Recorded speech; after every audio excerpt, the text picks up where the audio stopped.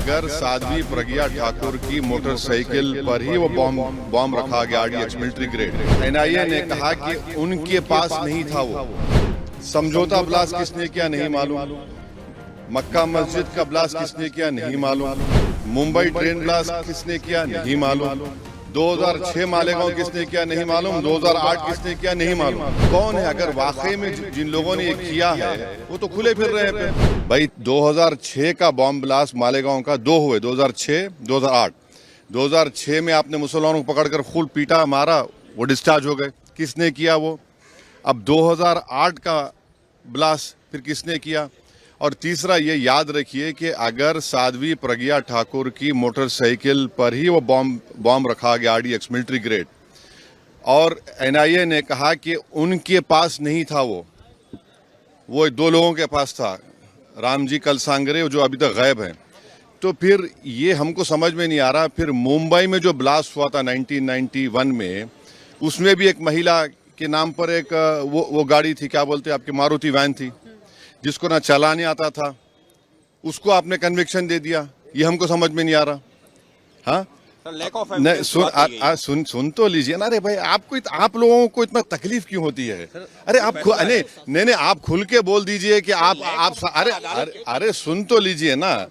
आपको बड़ी पेट में दर्द क्यों हो रहा है? अरे ऐसा लगता है तो फिर अपनी बात कर लीजिए, अपने आकाशवाणी कर लीजिए। 2016 में रोहिणी सालियान ने क्या कहा था? मैंने नहीं कहा कि उन पर प्रेशर डाला गया कि वो सौंप जाए उसके ऊपर। फिर 2017 में चार्जशीट में एनआईए डालती है, साध्वी प्रज्ञा ठाकुर का नाम नहीं था उसमें। तो ये सब जो चीजें हो रही है, इसका अकाउंटेबल कौन है? समझौता ब्लास्ट किसने किया नहीं मालूम, मक्का मस्जिद का ब्लास्ट किसने किया नहीं मालूम, मुंबई ट्रेन ब्लास्ट किसने किया नहीं मालूम, 2006 मालेगांव किसने किया नहीं मालूम, 2008 किसने किया नहीं मालूम। तो फिर कौन है? अगर वाकई में जिन लोगों ने ये किया है वो तो खुले फिर रहे हैं। फिर हम मोटा मोटा सवाल यही कर रहे हैं कि क्या मोदी सरकार, क्या महाराष्ट्र की सरकार सुप्रीम कोर्ट जाकर इस जजमेंट पर स्टे लगाएगी नहीं लगाएगी? आतंकवाद से मुकाबला करने का दोहरा रवैया नहीं हो सकता। और जो मरने वालों का क्लोजर नहीं हुआ, चाहे वो मुंबई ट्रेन ब्लास्ट हो, चाहे समझौता हो, मालेगांव 2006 हो, मालेगांव 2008 हो, मक्का मस्जिद हो, अजमेर ब्लास्ट हो, इसका क्लोजर नहीं हुआ पीड़ित परिवार के लिए जो अपने रिश्तेदारों को, अपने लव वंस को खोए हैं। सर, भगवा आतंकवाद के लिए बात कही गई थी। इस केस के लिए कहा गया था भगवा आतंकवाद। इस मामले को चाहेंगे कि महाराष्ट्र की सरकार चुनौती दे सुप्रीम कोर्ट में। एनआईए है, सेंट्रल गवर्नमेंट भी है ना। पापा जी को क्यों भूल जा रहे आप लोग? एनआईए भी तो है। एनआईए किसके अंडर काम करती है? एनआईए तो गवर्नमेंट ऑफ इंडिया के अंडर काम करती है।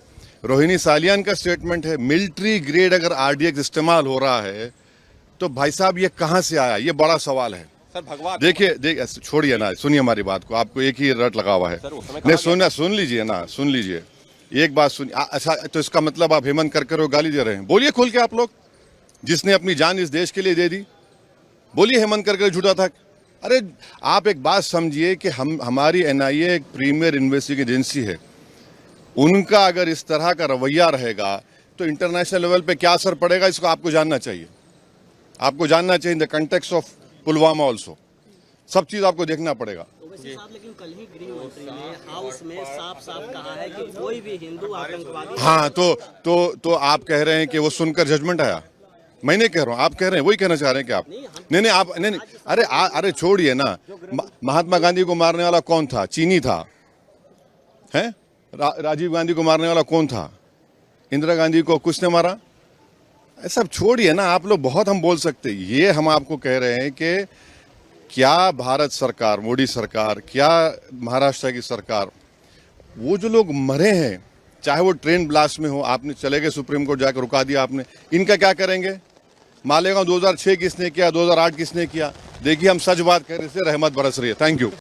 देश दुनिया की ताजा खबरें और वीडियोस के लिए अभी डाउनलोड करें पत्रिका ऐप।